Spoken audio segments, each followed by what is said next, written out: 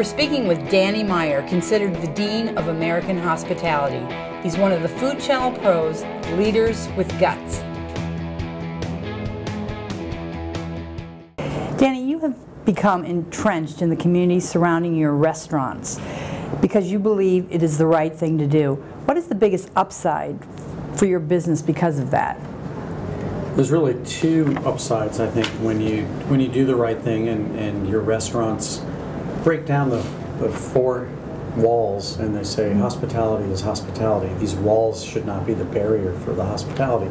The two biggest things that happen are that the community in which you do business roots for your success when you take care of your community. It's kind of like if in your home you take care of your front yard, your neighborhood is going to appreciate it. Your house value is going to go up. Everybody's going to take better care of their front yard. So success breeds success when you take care of the community. The other thing, though, is that I think that the kind of employees who love taking care of people are also the kind of employees who love to volunteer in their own lives.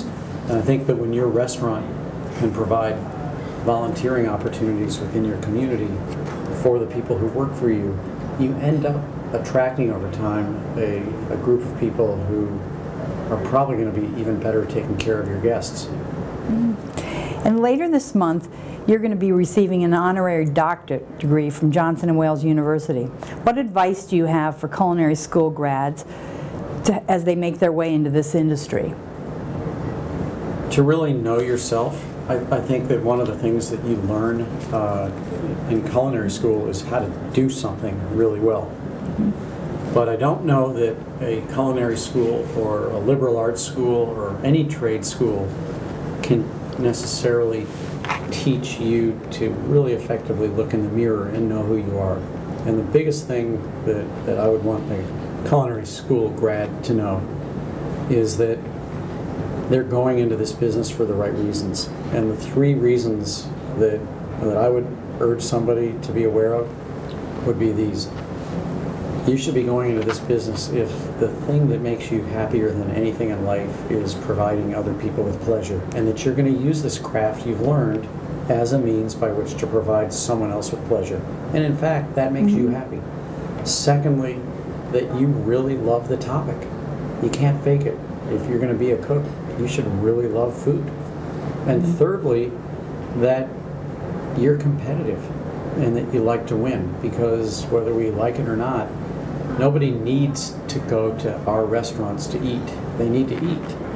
But there's always going to be another competitor knocking on your door, and you've got to have the stamina, the staying power, the persistence, and the will to constantly improve what you do. And if you have those three things going for you, I think sky's the limit. You've been, for such a long time, a huge champion of Taste of the Nation and SOS. Have you seen any improvement in the fight against hunger in the United States? Not really. And one might say, therefore, do you feel like you've wasted an enormous amount of time? And I'd say absolutely not, because the good news is that I don't think we've gone backwards too much. If anything, I think that more people in our country are aware of what hunger means today. We now see a different face of hunger in the country, and that is obesity. And I think that people don't necessarily associate somebody who's way too heavy with somebody who doesn't have enough to eat.